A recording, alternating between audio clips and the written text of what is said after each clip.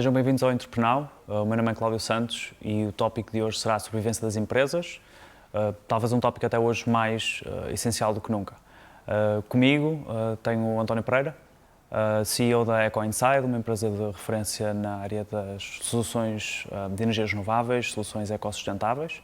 E tenho também comigo Nelson Pereira, que trabalha para a EcoTeam, portanto uma nova startup com o conceito de digitalizar e tornar integrado uma equipa a trabalhar, especialmente quando estamos a falar da resolução de problemas, mas que também já teve uma outra empresa, a Topvox. A primeira pergunta, e se calhar para lançar este debate, e até começaria pelo António, será quais é que são os momentos e quais é que foram os momentos ao longo da jornada da EcoInside que foram essenciais, portanto, quais é que foram esses momentos críticos e o que é que aprenderam com esses momentos? Ok, obrigado, Cláudio. Portanto, antes de mais, cumprimentar toda a gente que assiste aqui a este evento e agradecer ao facto de termos convidado a EcoInside para participar.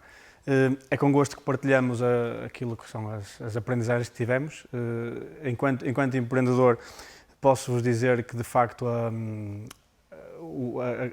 criar uma empresa e depois mantê-la em funcionamento é uma curva de aprendizagem grande.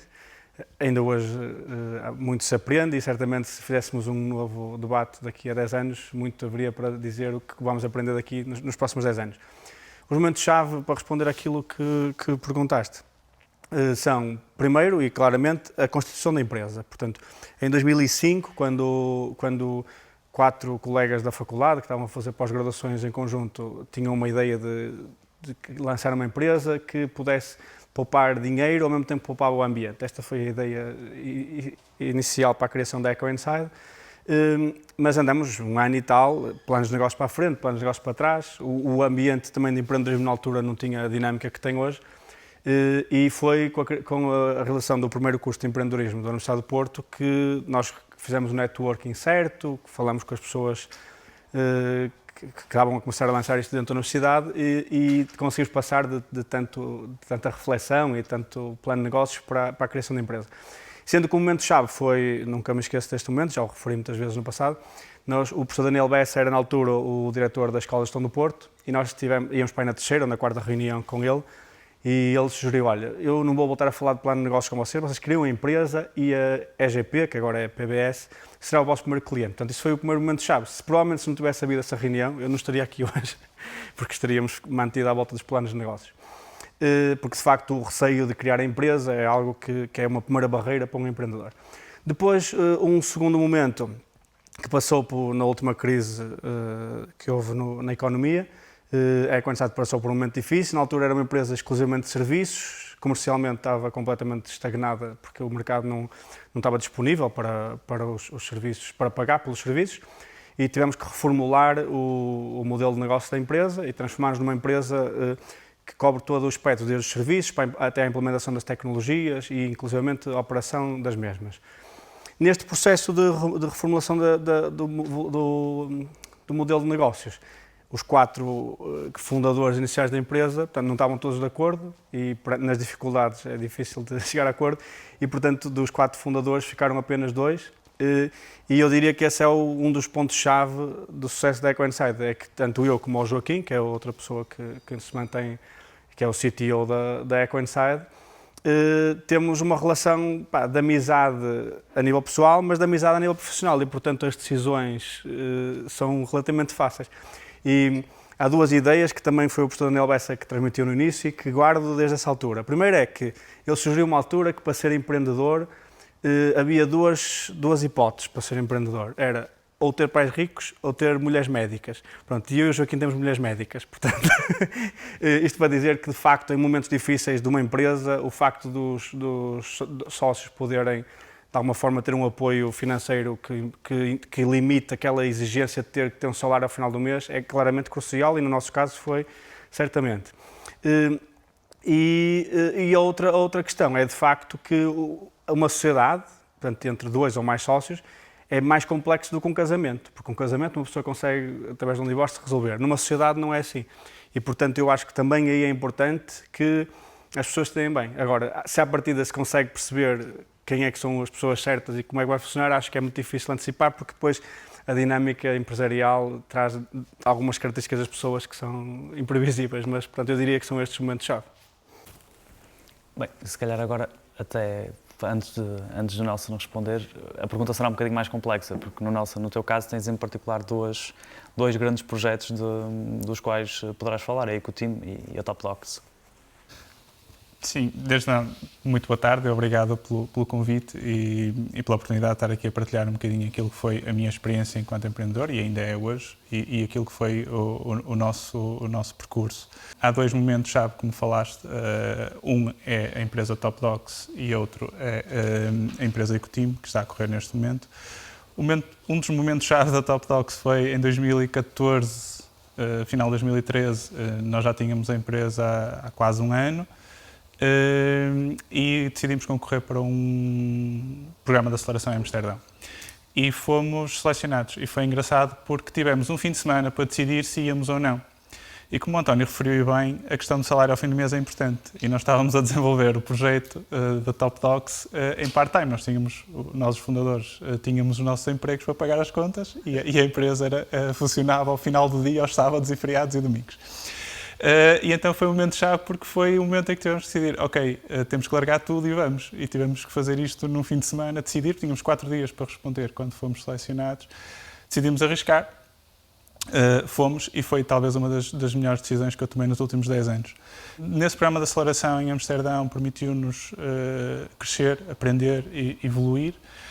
Temos que contextualizar um bocadinho, os programas de aceleração hoje em dia não são tão importantes como eram há 6, 7 anos atrás. Como o António referiu, o ambiente de empreendedorismo hoje é muito diferente daquilo que era em 2005. Em 2012, 2013, quando eu comecei, apesar de já estar um bocadinho melhor, já podíamos criar uma empresa na hora, com capital social de €1, que não era possível em 2005.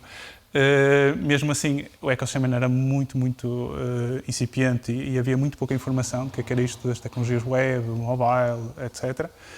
E, portanto, nesse sentido, foi mesmo muito importante esse programa de aceleração. Terminamos, foi um ano entre Amsterdão e São Francisco. Depois voltámos para Portugal e começamos a fazer fundraising, à procura de capital de investimento cá. Porque de tudo que eu vi lá fora, vi em Londres, Amsterdão e São Francisco e no Valley, não vi nada que nós não tivéssemos, para além de, claro, um ecossistema muito mais maduro e muito dinheiro a circular, mas em termos de capacidade de fazer, de know-how, de pessoas capazes, achei que aqui era possível. Pronto, este foi um dos primeiros grandes decisões que foi boa e foi má. Também derivado da inocência e da inexperiência dessa altura. Depois deste período todo inicial, o outro momento-chave foi quando fechamos a nossa segunda ronda de investimento com o Portugal Ventures e com a Tubi Partner, porque estávamos num momento em que estávamos cansados, já eram quase 3 anos de trabalho sem retorno no sentido financeiro, não é? E as contas começam a cair. E era preciso realmente, ou fechávamos uma ronda ou então acabávamos com aquilo. Conseguimos fechar. Portanto, passamos para uma nova fase, mas depois aprendemos uma coisa muito interessante, que é, naquela altura nós achávamos que o nosso problema era não ter dinheiro, que é, não temos dinheiro para investir, não temos dinheiro para comprar para a equipa, não temos dinheiro para marketing, não temos dinheiro para isto, para aquilo, portanto o nosso problema é a falta de dinheiro. E depois, a partir do momento em que temos dinheiro, esse problema já não existe, mas existem muitos outros problemas. E começam outras questões a entrar, desde aumentar a equipa, desde o momento, uma das coisas que eu aprendi também, a primeira, que o dinheiro não resolve tudo, depois a importância da equipa numa startup. O António estava a referir muito bem a questão dos sócios, mas também a equipa, as pessoas que contratamos e com quem contamos para fazer o projeto.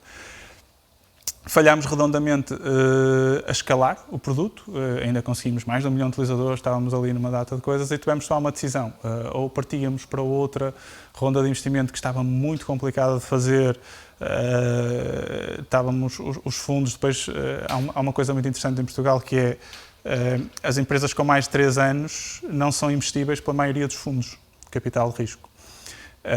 E então isso torna uma empresa que já passou por um processo de validações e de aprendizagens e de erros, que até pode estar num ponto que é capaz de conseguir dar o salto, não investível por muitos fundos. Isso é um problema. Poderia ser contornado de outras formas, mas também estávamos de alguma forma desgastados, cansados, e decidimos ficar por ali. Portanto, foi um momento-chave, também foi a decisão de fechar. É muito doloroso, é difícil, é preciso coragem, é preciso muita ponderação também para fechar, de forma a não destruir a relação com os investidores, com os parceiros, com os colaboradores. E acho que nesse sentido nós fizemos um ótimo trabalho, até porque a Ecoteam, a nova empresa, foi criada outra vez com o mesmo sócio, que é o Miguel Jesus, e um terceiro elemento que era o CTO da Top Dogs. Portanto, o facto de termos conseguido acabar o projeto e fechar a empresa e criar uma nova algum tempo depois com um core base dessa empresa, acho que para mim é uma espécie de satisfação pessoal porque conseguimos fazer isso. No entanto, nós começamos a trabalhar nos nossos empregos outra vez, mas não os mesmos, mas outros. Mas havia uma grande quantidade de coisas que nós aprendemos e que achámos que não podíamos desperdiçar. Então decidimos criar este projeto novo, só que desta vez tivemos uma abordagem completamente diferente. Desta vez tentámos tornar o projeto e o produto rentável logo desde o início. E mais uma vez, a empresa já tem 2 anos e meio e temos neste momento 0 investimento de capital de risco. Contamos manter-nos assim durante os próximos tempos. Não está fora de hipótese esse investimento, mas não nesta fase, porque nós achamos que há um conjunto de coisas que nós queremos resolver e que é preciso tempo. E que, embora às vezes o capital nos ajude a comprar tempo, também nos obriga a cometer erros mais depressa. E aquilo que foi a nossa experiência da outra vez, por exemplo, um erro que nós cometemos foi escalar a equipa muito rápido, porque era preciso fazer coisas.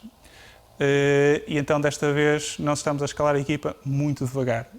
Estamos com 5 pessoas à procura da 6ª, mas muito devagar. Porquê? Porque tem que ser as pessoas certas, como o António referiu bem. A empresa, às tantas, daqui a 5 anos, se ainda estiver viva, poderá estar a fazer outra coisa qualquer diferente. E isso só é possível se tivermos as pessoas certas. Podemos ter a melhor ideia do mundo, podemos ter o melhor projeto do mundo, se não tivermos as pessoas certas, ele vai falhar quase certeza. Ou é muito difícil de o tornar bem sucedido. Portanto, a nossa abordagem foi capitais próprios desde o início. A empresa está a crescer mais de 100% ao ano no volume de faturação. Continua a viver com capitais próprios e estamos a escalar de uma forma muito diferente em resultado daquilo que foi toda a aprendizagem da experiência Top Dogs.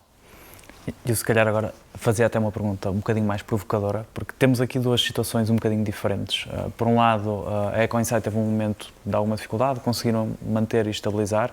Por outro lado, Nelson, com a Top Dogs, tomaste a decisão de, ok, chegou este momento e não vamos insistir mais. E a minha pergunta, sendo um bocadinho provocadora e começando por ti, Nelson, qual é que foi o fator crucial que te levou a dizer assim, ok, eu sinto que esta iniciativa não vai resultar, sinto que ficamos sem pernas para andar, e depois o António, o contrário, ou seja, naquele momento tomaram uma decisão, arriscaste, porquê? Se calhar começamos então a nossa. Foi principalmente o facto de achar que tínhamos perdido a janela da oportunidade. Há projetos em que nós podemos ir trabalhando ao longo de muito tempo, quando digo projetos empresariais, negócios, modelos de negócios. No entanto, há modelos de negócio e há coisas, e nós estávamos no mobile e é uma indústria que se move a uma velocidade alucinante. E aquilo que me fez dizer é demasiado tarde e vamos a continuar aqui num esforço e que talvez não vai dar em nada, vamos continuar apenas a derreter capital, foi o ter achado que a janela da oportunidade que nós tínhamos para a ideia e para o produto já tinha passado. E porque nós demoramos muito tempo a executar, muito tempo a chegar onde tínhamos de estar. E foi esse o principal motivo que me levou a dizer, é uma decisão difícil porque tu consegues sempre encontrar coisas positivas e que te dariam ânimo para continuares a procurar capital, ou investir, ou direcionar, mas foi esse sentimento, a janela da oportunidade tinha passado. E como não tínhamos conseguido escalar no momento certo, agora ia ser muito, muito difícil. Bem, isso é uma questão interessante. Eu diria que a principal razão é o facto de não termos investidores. Ou seja, como a EcoInsight tinha, portanto, apenas os sócios fundadores como sócios da sociedade, portanto, nós pudemos, apesar de haver muita pressão, porque tínhamos uma série de responsabilidades que tínhamos que cumprir com a equipa e com fornecedores, parar para pensar e, com o tempo necessário para amadurecer de que forma é que podemos mudar o modelo de negócio, conseguir avançar. Certamente, se houvesse um sócio capitalista, não teríamos conseguido ter o tempo que tivemos. E, portanto, isto não foi uma decisão unânime entre os 4 fundadores, e por isso é que desse processo ficámos apenas 2 dos fundadores, mas eu diria que essa foi a questão-chave, não haver investidor. Relativamente àquilo que o Nelson referiu da equipa, isso também foi uma questão muito relevante para nós. Nós tínhamos uma equipa de 15 pessoas, antes de passar por essa fase difícil. Tivemos que encolher a equipa por causa das limitações financeiras que a empresa tinha.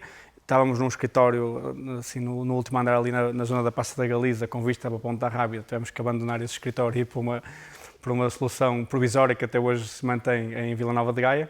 E, portanto, compramos agora este ano um espaço novo e estamos a remodelar, para o ano vamos mudar. Mas isto para dizer que esta retração nos fez aprender muito também sobre a importância da equipa, na forma como cada um lidou com aquele momento difícil.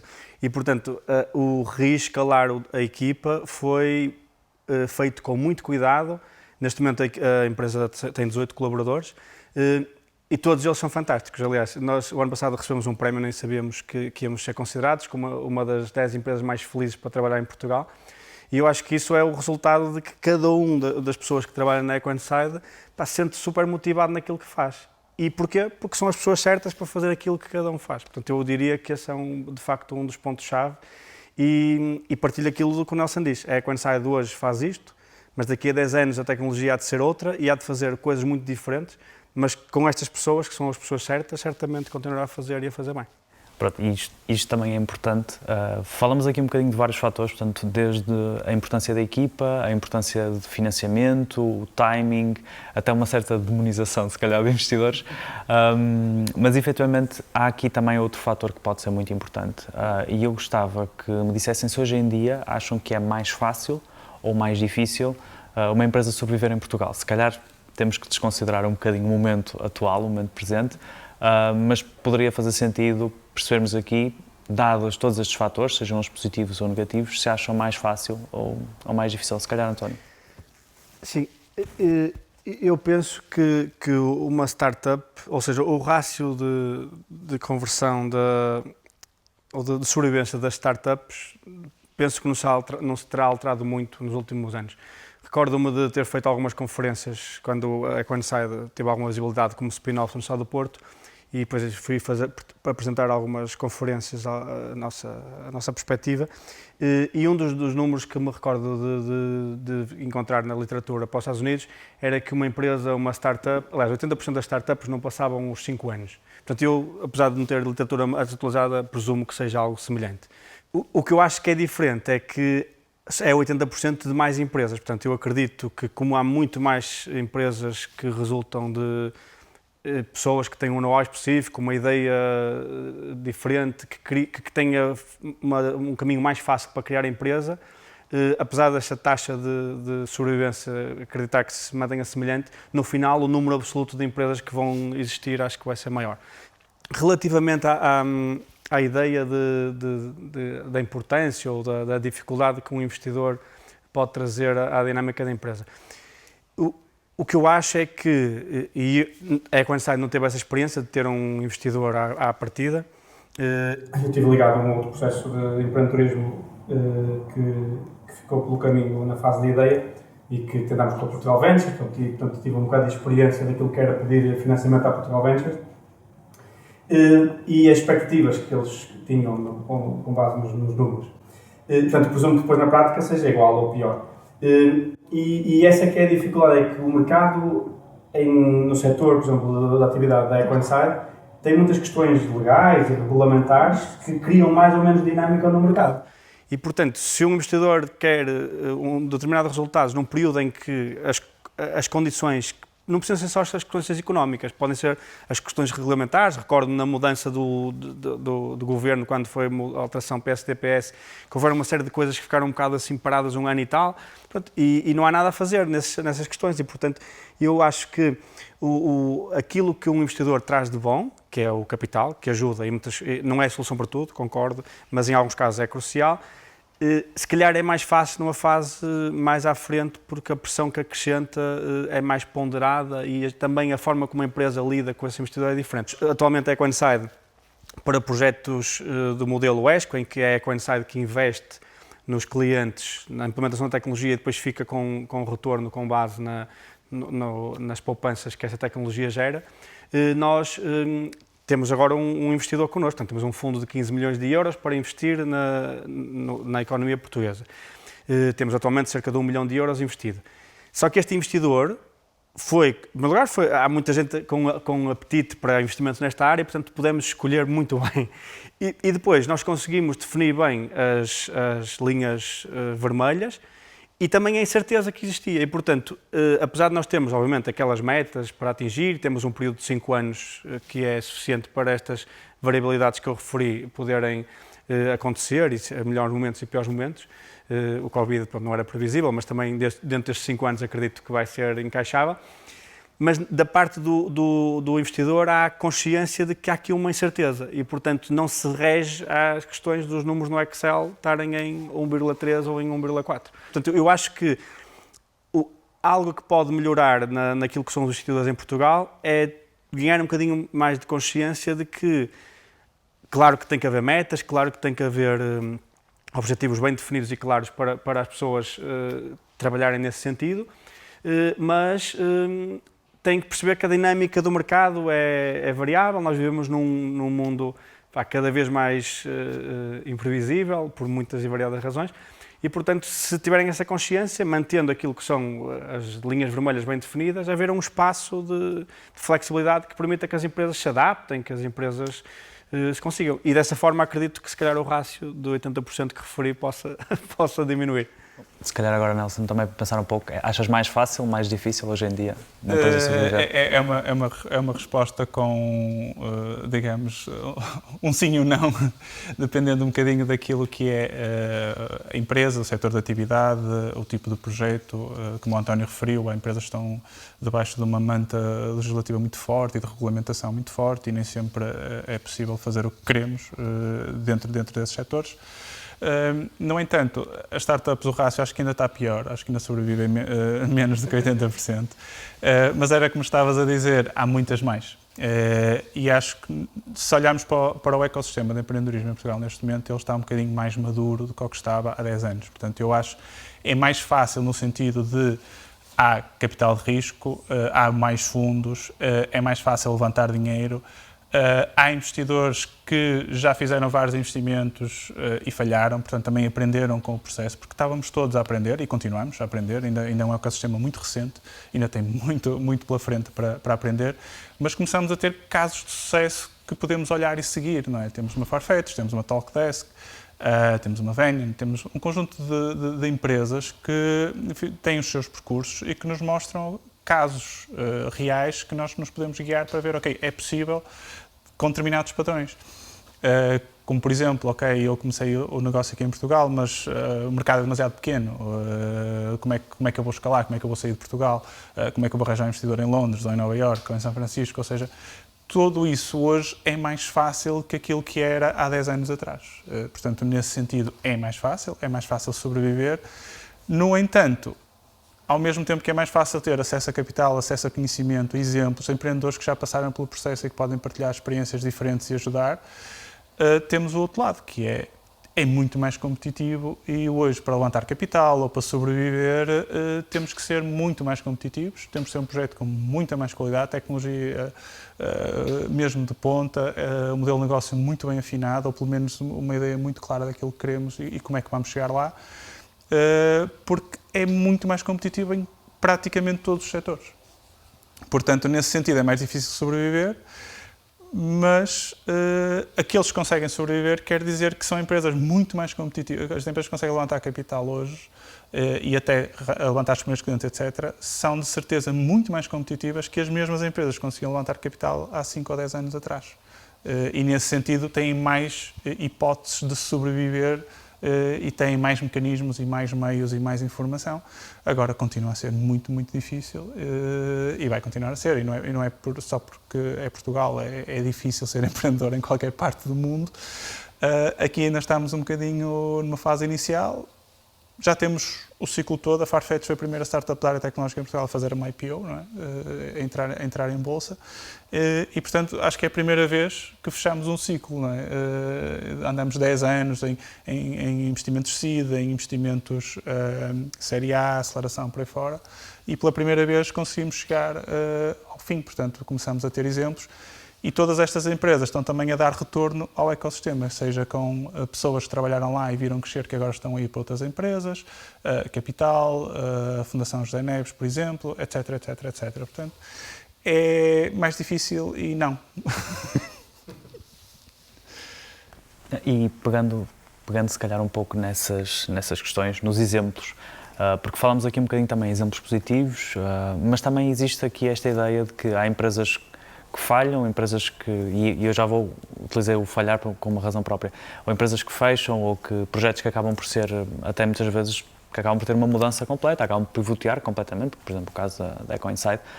E agora uma pergunta que eu queria fazer aos dois era se, efetivamente, quando estamos a pensar no falhar de uma empresa, se essa palavra falhar é bem emprego, ou seja, se o fecho de uma empresa ou a mudança de um projeto, se é justo falarmos disso como uma falha ou como algo que correu menos bem, quando simplesmente poderá ser, às vezes, algo natural. Eu gostava de saber um bocadinho a vossa opinião nesse sentido. Se calhar até começaria pelo Nelson nesse sentido. Assim também vamos fazendo um pouco de ping-pong nas perguntas. O falhar é muito cultural, não é? Depende muito da cultura onde nós estamos. Mas acho que uma empresa, quando fecha, falhamos. Falhamos ou no modelo de negócio, ou no produto, ou no tempo, não era a altura certa, ou o mercado não estava preparado, ou nós não estávamos preparados. Portanto, falhamos, não há muito como fugir disso, e acho que dizer que não falhamos nada, a culpa foi do investidor, a culpa foi do consumidor, a culpa foi do mercado. Acho que é um bocadinho falta de maturidade. Acho que temos que assumir quando falhamos. O que é mau no falhar é não aprendermos nada e a seguir irmos fazer os mesmos erros e as mesmas asneiras. Agora, quando tu falhas e aprendes algo com isso, e o António referiu algumas coisas que mudou na segunda grande fase da empresa com base no que aprendeu na primeira fase, o mesmo aconteceu comigo e o mesmo acontece com muitos outros empreendedores. Agora, ainda há uma conotação, uma carga negativa muito grande na nossa cultura, e não é só em Portugal, é na Europa no geral, em que se nós falharmos um projeto empresarial, temos que esconder, é quase como chumbado ano na faculdade, não é? Somos uns malandros, uns preguiçosos. Nos Estados Unidos, por exemplo, a cultura é muito diferente, porque se eu vou levantar capital e já falhei 2 ou 3 startups, o investidor não vê, e este fulano falhou. Não, o que ele vê é, este fulano já sabe 3 formas de dar cabo de uma empresa, portanto, de certeza que não vai fazer, tem 3 formas que ele não vai acontecer. Claro que pode falhar na mesma, não é? Mas pelo menos naquelas 3 já não vai ser. E portanto começamos a arriscar os erros e não voltar a cometê-los. Aqui ainda é um bocadinho difícil e vê-se muito, quando as startups morrem em Portugal, a dificuldade que os fundadores têm em falar disso abertamente, em perceber o que é que correu mal e o que é que podem aprender. E muitas vezes, infelizmente, na minha opinião, ainda se tenta chutar muito para a culpa foi dos investidores que não puseram mais dinheiro, ou puseram metas não sei o quê. Não, ou a culpa foi do mercado. A culpa é sempre de alguém, menos nossa. E eu acho que está na hora, não, a culpa é nossa, e o que é que fizemos bem e o que é que fizemos mal. De certeza que também fizemos muitas coisas boas, e é tomar nota para repetir, e das que fizemos mal, e para aprender e não voltar a fazê-las. Mas principalmente acho que assumir a responsabilidade é muito importante, e só isso nos faz crescer, evoluir e seguir para o patamar assim. Sim, eu acho que a questão da externalização da responsabilidade é algo que é fatal para um empreendedor, e diria mesmo para qualquer pessoa. Portanto, apesar de haver demasiadas pessoas com essa característica de tentar encontrar fora delas as razões dos males, quando nós, a única coisa que podemos controlar em tudo na nossa vida é aquilo que nós sabemos, aquilo que fazemos e o que é que fazemos com aquilo que sabemos. Portanto, eu acho que isso é quase uma lição. Não queria estar aqui a dar lições de vida, mas pelo menos para um empreendedor eu diria que o local onde devem procurar sempre aquilo que teve na causa de alguma falha que levou ao encerramento da empresa, ou que houve uma questão qualquer na empresa que correu mal por causa disso, é naquilo que fizeram, porque é que tomaram aquela decisão e, no limite, até chegar à conclusão que tomaram a decisão que podiam na altura porque não tinham ainda aprendido aquilo que precisavam de ter aprendido. E, portanto, eu acho que esta questão da externalização da responsabilidade é uma questão muito importante. Relativamente à questão de falhar, eu acho que essa palavra, naquilo que é a cultura portuguesa, de facto tem uma carga muito grande. Recordo-me da bibliografia que há pouco referi, que também penso que, se a memória não me falha, nos Estados Unidos, cada empreendedor que criava uma empresa com sucesso tinha, no mínimo, criado 3 empresas que tinham falhado. Este era o número que havia. E, portanto, de facto, lá a cultura é experimenta, funcionou, aprende, continua e anda sempre para a frente. Em Portugal, a cultura em Portugal, pronto, não posso estar a falar de outros países porque não conheço a cultura a fundo, mas em Portugal existe muito aquela cultura da certeza. Porque é que em Portugal é tão importante as pessoas irem para funcionários públicos? Não é mais do que terem um emprego certo. Portanto, esta é a minha interpretação. E esta cultura aplica-se a quase tudo, que é alguém toma uma decisão de deixar um emprego que até é estável ou que tem um bom salário, como o Nelson fez. Eu também precisei tomar essa decisão e um dos fundadores da Equenside, por exemplo, saiu da Equenside por causa disso, não conseguiu tomar essa decisão. E tem a família toda, normalmente, a dizer, não deixes isso, lá sabes o que é que vai acontecer. Há aqui uma cultura que faz com que quase toda a gente à volta de um empreendedor esteja ali a puxar. E, portanto, quando as coisas não correm bem, é tipo, falhaste, estás a ver? Não devias ter feito. E acho que isso é importante mudar. As questões culturais não se mudam rapidamente. Em média demora cerca de 2 a 3 gerações a mudar, portanto nós, se formos a geração que está a começar isso, espero que os nossos netos ou bisnetos estejam a ver isto daqui a uns anos e percebam que de facto a cultura era o que é hoje. E, portanto, acho muito difícil que seja de outra forma e que de facto as pessoas não vejam como uma falha. E a partir do momento que veem como uma falha, de facto, ou escondem, ou sentem-se pouco à vontade para falar sobre elas, e pronto. Mas de facto, eu acho, a minha opinião eu acho que não se pode considerar que seja falhar. Acho que há muita aprendizagem que fica e que pode ser aplicada ou numa outra empresa que se cria, ou para outro local que se vai trabalhar, que se leva muito know-how. Acho que se aprende muito a nível pessoal também, que se reflete naquilo que são depois as nossas relações pessoais, que não têm estritamente a ver com a questão profissional. E, portanto, na realidade, acho que dá para crescer mais como profissional e como pessoa, passar por um processo de criação de uma empresa e de falhar e de ter a resiliência para ultrapassar todas as dificuldades, do que ir por aquilo que culturalmente somos mais encaminhados, que é, tens ali um emprego numa multinacional ou tens ali um lugar na função pública, que é o que quase todos almejamos, não por opção própria, mas porque a cultura assim nos encaminha. Bem, se calhar agora também aproveitava para vos perguntar aos dois, assim uma última pergunta, uma última observação. Algum conselho, algum desabafo, alguma coisa que vocês acham que faz sentido e que se calhar não abordamos hoje, porque nós abordamos bastante, fomos desde o início dos projetos à fase da equipa, passamos pelos recursos financeiros, portanto isto foi cheio de sumo, por isso eu diria-vos, se calhar, e até começaria por ti, António, há aqui algum conselho, algum desabafo, alguma coisa que tu gostavas de realçar? Sim, é assim, eu acho que, e atribuo muita importância naquilo que é a Equenside hoje, nestes quase 15 anos que existe enquanto empresa, os mentores ou as pessoas que no início nos dão algum apoio, que no caso da Equenside, como referi no início, foi crucial e acho que ajuda. E ajuda o facto de podermos ter acesso a esses mentores sempre que possível. Recordo, a Equenside teve quase 3 anos na Escola de Gestão do Porto, não era nenhuma incubadora, mas nós estávamos lá numas salas que ficavam por cima do restaurante e era fantástico nós, qualquer dúvida que tínhamos da área fiscal ou da área, podemos descer as escadas e ir falar com um professor da Escola de Gestão do Porto que sabíamos que percebia da área.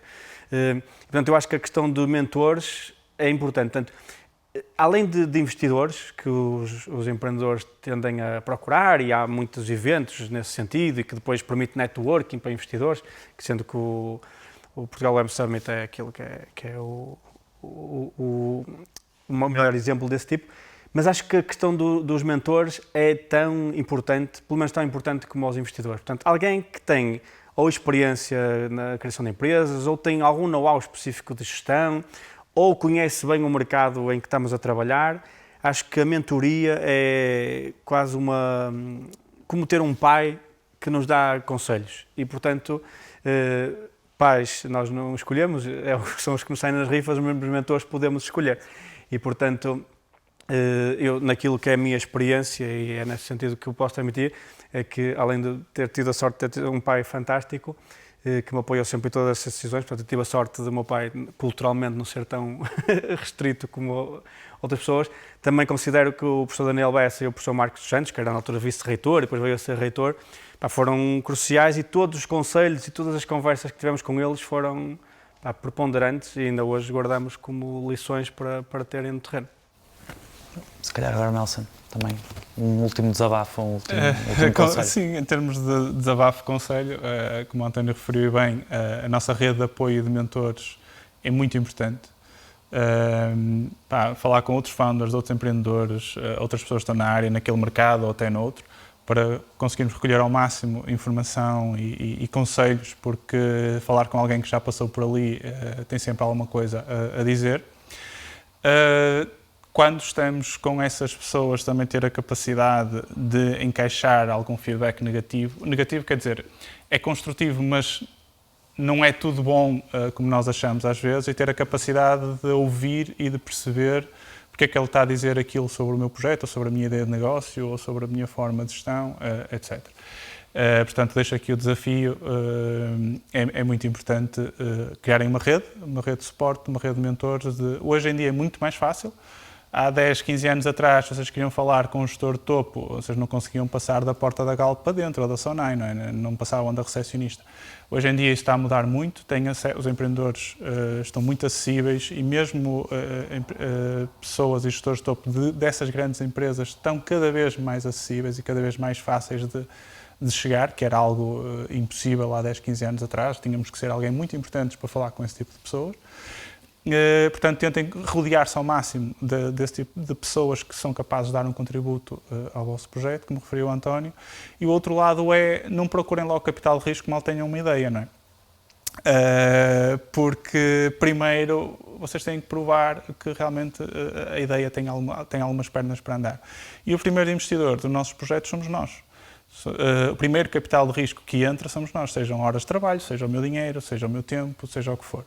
Portanto, deixo aqui a acrescentar ao conselho do António sobre a nossa rede, muito, muito importante, a questão de, antes de irmos buscar capital de risco, vamos pôr o nosso próprio dinheiro, tempo, investimento, para validar algumas ideias, e quando formos buscar capital de risco, porque o projeto assim o exige, porque faz parte, há projetos que não é preciso, há projetos que não há outra forma, já irmos com algumas coisas validadas, com algumas coisas feitas, e também porque assim conseguimos depois negociar as coisas de outra forma, não é? Porque quanto mais validações, é tudo uma gestão de risco, não é? O investidor também faz a gestão de risco. E quanto mais coisas já tiver experimentado, quantas mais coisas já tiver testado e falhado ou corrido bem, mais confortável o investidor também se vai sentir para investir, e também eu vou ser capaz de negociar a minha margem de equity, digamos assim, na empresa com esse investidor, e as condições, as linhas vermelhas, que o António estava a falar há bocado. Ele conseguiu agora negociar com outro peso, porque tem uma experiência que, se fosse há 10 anos atrás, os termos eram diferentes, não é? E, portanto, isto é um jogo de risco, e que nós temos que minimizar risco. Portanto, a primeira opção não é tive uma ideia genial para uma app ou para um site, ou seja lá o que for, vou levantar dinheiro. Não. Primeiro vamos tentar perceber, e acho que hoje já desapareceu um bocadinho isso. Acho que os empreendedores já estão um bocadinho mais espertos e mais letrados nesta área, mas aquela abordagem do o mercado são 20 milhões ou 20 mil milhões, se eu conseguir 0,2% desse mercado são 50 milhões, ou seja lá o que for, portanto está ganho, 0,2% desse mercado é fácil. Não, é muito difícil. Portanto, a abordagem tem que ser sempre de baixo para cima, é como é que eu vou chegar ao meu primeiro cliente, como é que eu vou chegar ao segundo, ao terceiro e por aí fora. E só quando eu tiver uma estratégia que funcione e que seja replicável, aí sim eu posso ir buscar capital, posso escalar, posso dizer, ok, agora quero 2% deste mercado, ou o que for. Portanto, façam o trabalho de casa, vocês têm que ser os primeiros investidores nas vossas ideias e nos vossos projetos. Não é fácil, e acima de tudo arranjem a maior quantidade de pessoas para mostrar o vosso projeto. E ouçam aqueles que não gostam ou que têm coisas negativas a apontar, porque os que dizem que é tudo incrível não acrescenta absolutamente nada, não aprendemos nada. Aqueles que dizem coisas que temos que melhorar ou que não são boas, são os que nos fazem ir para casa pensar como é que nós podemos resolver aquela bandeira vermelha. Por hoje é tudo. Obrigado por terem estado connosco, quer os convidados, quer também, eventualmente, este público. O Entrepreneur e, em particular, o debate de hoje do Entrepreneur foi sobre a sobrevivência dos projetos. Existirão outros debates, existirão outros tópicos, existirão outros temas. Por isso, estejam atentos às redes sociais da Oporto Inovação e, até breve, como é óbvio, vamos estar aqui e continuar a dar-vos conteúdo e continuar a tentar criar este tipo de conversas. Por isso, estejam atentos e até breve.